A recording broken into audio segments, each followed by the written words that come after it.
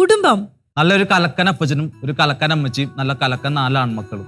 അതിൽ ഏറ്റവും ഇളയവനാണ് ഞാൻ മാത്രം കുറച്ച് കലങ്ങിപ്പോയിട്ടുള്ള കുടുംബത്തിൽ. ബാക്കി എല്ലാവരും അടിപൊളിയാണ്. ഞങ്ങളൊരു കൂട്ടുകുടുംബമാണ്. ശരിക്കും പറഞ്ഞ ഒരു ചെറിയൊരു ബിഗ് ബോസ് ഹൗസ് ആണ് എന്റെ വീട്.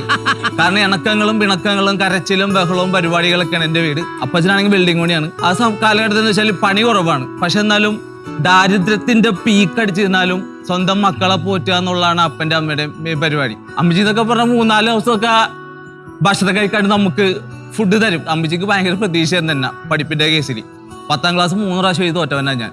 അപ്പൊ അതോടുകൂടി അമ്മച്ചിയുടെ പ്രതീക്ഷ അവിടെ നഷ്ടത്തിലായി. എനിക്ക് ഈ പരിപാടി നടപടിയാവൂല. അപ്പൊ അമ്മ പറഞ്ഞാൽ നീ പണിക്ക് നോക്കും. അങ്ങനെയാണ് ഞാൻ മരപ്പണിക്ക് ഇറങ്ങിയത്. പക്ഷെ അന്ന് ഡാൻസ് കളിക്കുമെന്ന് വീട്ടുകാർക്ക് അറിയാം. അപ്പൊ അമ്മ പറഞ്ഞു നീ പൂർണ്ണമായിട്ട് നീ പണിക്ക് പോകണ്ട, നിനക്ക് ഡാൻസ് ഇഷ്ടമല്ല, അപ്പൊ ഡാൻസിന്റെ കൂടെ പൊക്കോളാൻ പറഞ്ഞു. അങ്ങനെ ഡാൻസും പണിയും എല്ലാം കൂടി ഒന്നിച്ച് കൊണ്ടുപോകണാണ്. അപ്പൊ അമ്മ എപ്പോഴും പറഞ്ഞൊരു കേസുള്ളൂ, നീ എവിടെ ചെന്നാലും നിനക്ക് കുറച്ച് സമയം കിട്ടിക്കഴിഞ്ഞാൽ നിന്റെ ചുറ്റുള്ള ആൾക്കാരെ നീ സന്തോഷിപ്പിക്കുക എന്നുള്ളതാണ്. അപ്പൊ നീ എപ്പോഴും സന്തോഷിപ്പിച്ചിട്ടിരിക്കുക. മാത്രമല്ല മോനെ, ഇതെല്ലാവരും കേട്ടിട്ടുണ്ടാവും, എടാ ഒരു കോമാളി കരഞ്ഞു കഴിഞ്ഞാല് കാണുന്ന ജനങ്ങൾ ചിരിക്കണമെന്നുള്ളതാണ്. അപ്പൊ എന്നെ കോമാളിയായിട്ടല്ല പറയണത്, നിനക്ക് കിട്ടുന്ന അവസരം നീ മാക്സിമം അവിടെ ഉപയോഗിക്കുക. ഞാൻ ജയിച്ചു കഴിഞ്ഞാല് എന്റെ കൂടെ എന്നും എന്റെ അപ്പനും അമ്മയും എന്റെ വീട്ടുകാരും ഉണ്ടാവും.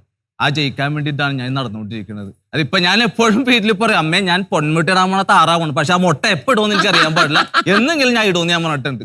അപ്പൊ ഇതാണ് എനിക്ക് എന്റെ അപ്പനും അമ്മയും എന്റെ കുടുംബവും എല്ലാവർക്കും ഉള്ള പോലെ തന്നെ ഫേവറേറ്റ് ആണ്. രാകേഷ്, എനിക്കിതിൽ ഏറ്റവും ഇഷ്ടപ്പെട്ട കാര്യം എന്താണെന്ന് അറിയോ രാകേഷ്? നർമ്മത്തിലൂടെ, സെൻസ് ഓഫ് ഹ്യൂമറിലൂടെയാണ് രാകേഷും ഒരു പക്ഷേ രാകേഷിന്റെ കുടുംബാംഗങ്ങളും ഒക്കെ ഇത് കൈകാര്യം ചെയ്തിരിക്കുന്നത്. അതെ, അത് രാകേഷിന്റെ ഒരു എനർജി എന്ന് നമുക്ക് മനസ്സിലാവും. ജീവിതത്തിൽ എത്ര പ്രശ്നങ്ങളുണ്ടെങ്കിലും എന്തൊക്കെ ബുദ്ധിമുട്ടുണ്ടെങ്കിലും കഴിക്കാൻ ഭക്ഷണമില്ലെങ്കിലും അതൊക്കെ വലിയ വലിയ പ്രശ്നങ്ങളാണ്. ശരിക്കും അമ്മച്ചി പറഞ്ഞ കേസാണ്, കരയണമെങ്കിൽ ഒളിച്ചിരുന്ന് കരഞ്ഞു, കാരണം ഈ താടി മീശന്ന് പൂച്ചിട്ട് കരയല്ലേ. അതെ, പക്ഷെ രാകേഷിന്റെ അമ്മച്ചീനെയും അപ്പച്ചനെയും ശരിക്കും നമ്മൾ കൈയടിച്ച് അഭിനന്ദിക്കണം. ബിക്കോസ് അങ്ങനത്തെ അച്ഛനമ്മമാരാണ് നല്ല മക്കളെ ഈ രാജ്യത്തിന് സമ്മാനിക്കുന്നത്. ബിക്കോസ് ഒരു ആറ്റിറ്റ്യൂഡ് എന്ന് പറഞ്ഞൊരു സാധനമുണ്ട്. നമ്മളെ ജീവിതത്തിനെ നോക്കുന്ന ഒരു രീതി, അവിടെ പരാജയവും ജയവും ഡിസൈഡ് ആയി കഴിഞ്ഞു. അപ്പൊ രാകേഷിന്റെ ജീവിതത്തിൽ ഇനി തോൽവിയൊന്നും വരാൻ പോകുന്നില്ല രാകേഷ്. ബിക്കോസ് രാകേഷിനെ അങ്ങനെ ഉണ്ടാക്കി വിട്ടേക്കും അച്ഛനും അമ്മയും.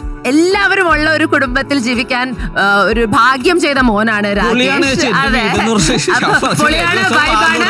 We love you. അച്ഛനമ്മയ്ക്ക് വേണ്ടിയും ബാക്കിയുള്ള കുടുംബാംഗങ്ങൾക്ക് വേണ്ടിയും ഈ ബിഗ് ബോസ് അഗ്നി പരീക്ഷയിൽ ജയിച്ചിട്ട് ആ വീട്ടിനകത്തേക്ക് കയറാൻ പറ്റട്ടെ രാകേഷിന്. അപ്പൊ രാകേഷ് ഏട്ടാ, താങ്ക് യു സോ മച്ച്.